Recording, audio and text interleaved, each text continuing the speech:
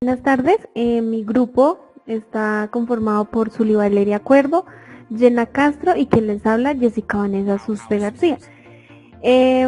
Vamos a hablar sobre el capítulo tercero de la sección tercera de la ley 1563 de 2012, que esta se trata sobre la composición del tribunal arbitral.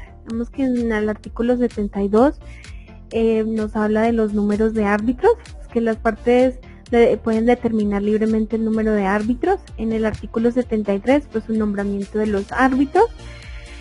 Vemos que los árbitros pueden ser o no abogados, que para representar a las partes ante el tribunal arbitral no es necesaria la habilitación como abogado en el lugar de la sede del arbitraje ni tener dicha nacionalidad.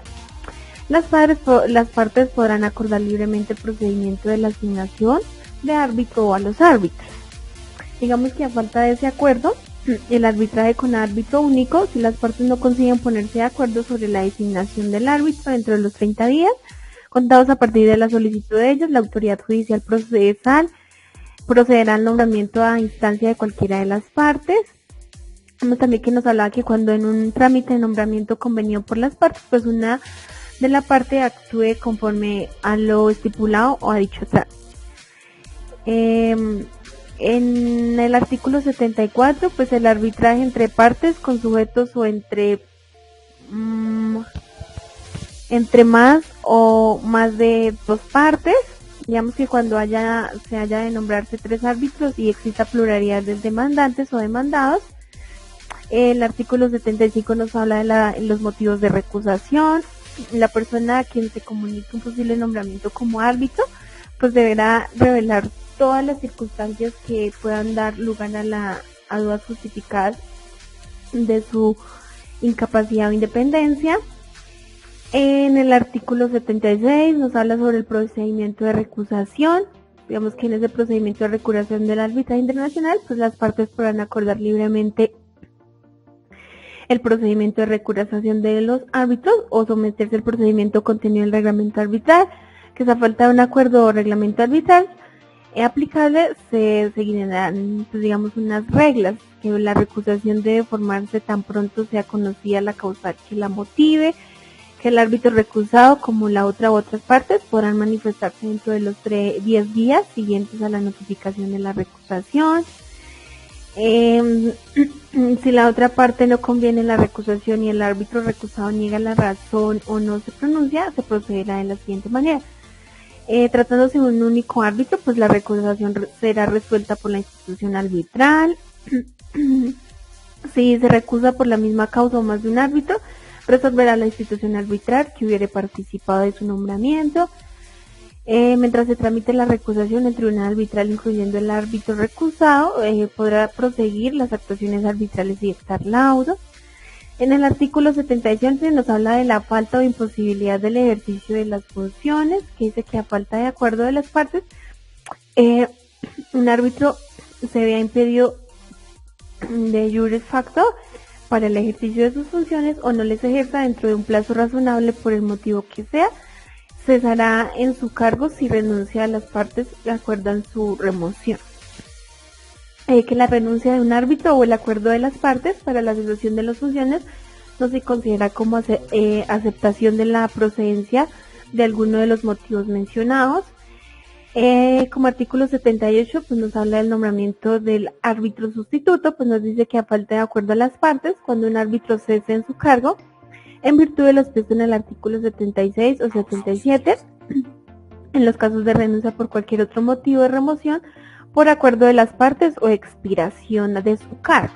Entonces, de acuerdo al capítulo tercero, pues nosotros nos basamos para darlo a conocer en un caso que es caso Respolsas y Respos-Butano SAS versus Petrotextil SAS. A continuación vamos a hablar de la problemática. Saludo, apreciada doctora Mayra y apreciados compañeros.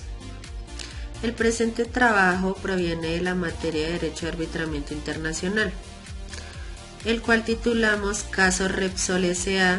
y Repsol Butano S.A. versus Protextin S.A., el cual está encaminado a dar a conocer cómo se compone el tribunal arbitral y los aspectos enmarcados en el capítulo 3 de la Ley 1563 de 2012. Basados en el caso Repsol S.A. y Repsol Butano S.A. del 3 de diciembre del 2012, a los cuales dos compañías incorporadas en el Reino de España presentaron ante el Centro Internacional de Arreglo de Diferencias Relativas una solicitud de arbitraje en contra de la empresa Protextin S.A.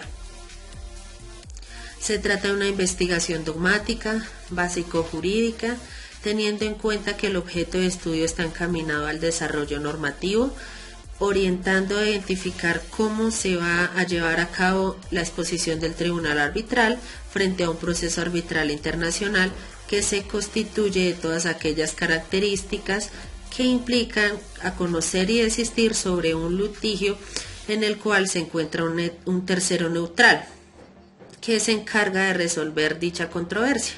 Es decir, que el árbitro es ese tercero neutral que se faculta para culminar el proceso y proferir el auto.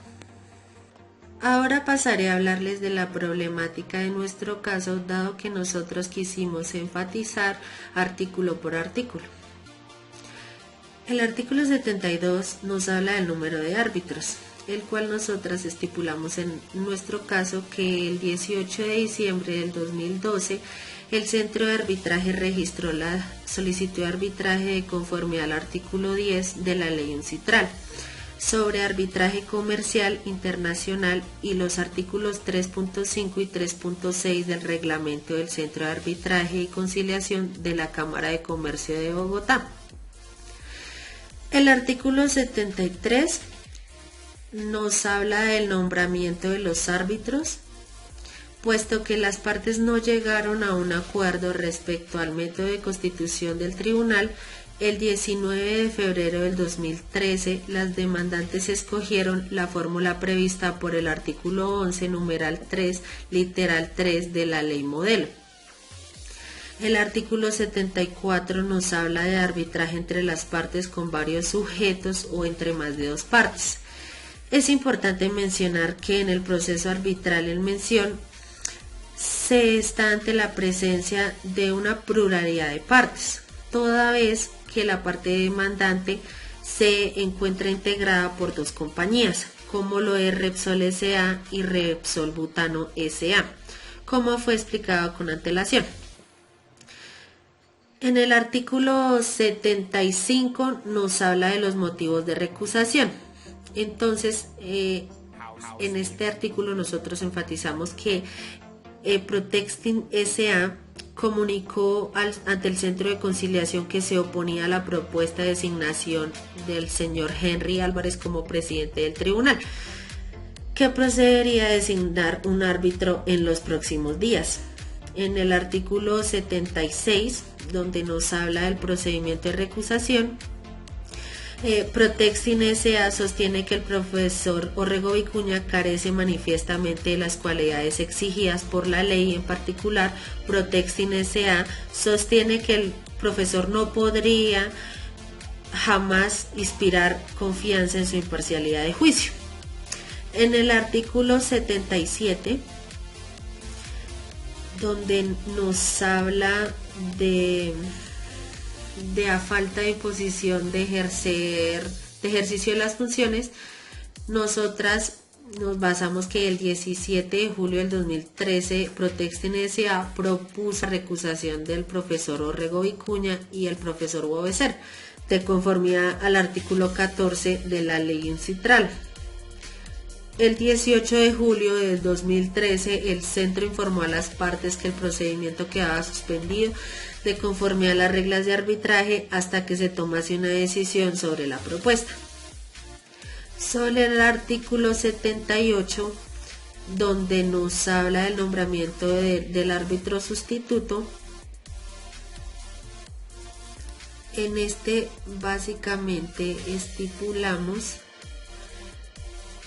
que el 29 de mayo del 2013 el centro informó a las partes su intención de nombrar al profesor Wobeser nacional de Estados Unidos y miembro de la lista de árbitros del centro como presidente del tribunal. El centro invitó a las partes a que comunicasen cualquier observación que pudiesen tener respecto a este nombramiento. Es por eso que el nombramiento del árbitro sustituto del doctor Klaus Bonn, toda vez que el tiempo del árbitro anterior expiró. Teniendo en cuenta los enunciados fácticos explicados, es posible dilucidar el origen de la controversia. El primer punto de inflexión sucede desde el momento de la constitución del tribunal, debido a que las partes no logran ponerse de acuerdo respecto al método del mismo. En relación con la pluralidad de las partes, el reglamento estipula el nombramiento de 3 árbitros, los cuales serán nombrados de manera conjunta por las partes. Sin embargo, no se logra llegar a un pacto frente a ello. Ninguna de las partes está de acuerdo con los árbitros designados por la contraparte y, por el contrario, alegan la recusación de los mismos por imparcialidad y nexos que pueden afectar sus intereses. Como lo menciona la Corte Suprema de Justicia, los árbitros están ligados a ciertos deberes.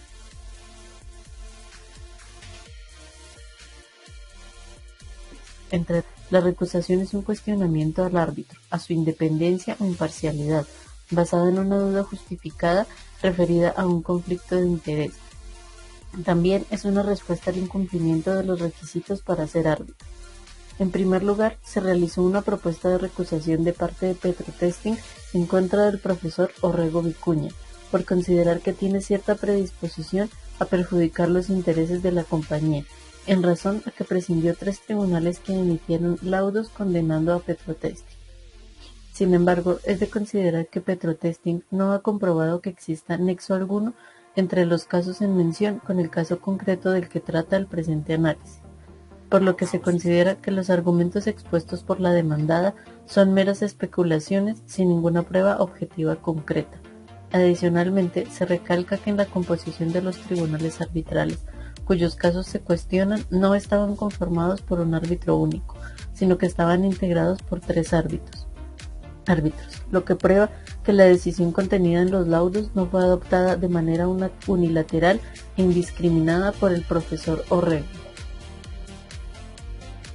Existe una segunda recusación presentada por Petrotesting en contra del Dr. von Wobeser. La compañía presenta ante ello 2 motivos en su propuesta. Menciona en primer lugar que el doctor ha tenido casos anteriores en contra de la compañía y por ello no debe ser presidente del tribunal. Igualmente que tiene vínculos con los abogados de la contraparte, considerando que esto puede afectar la imparcialidad del mismo.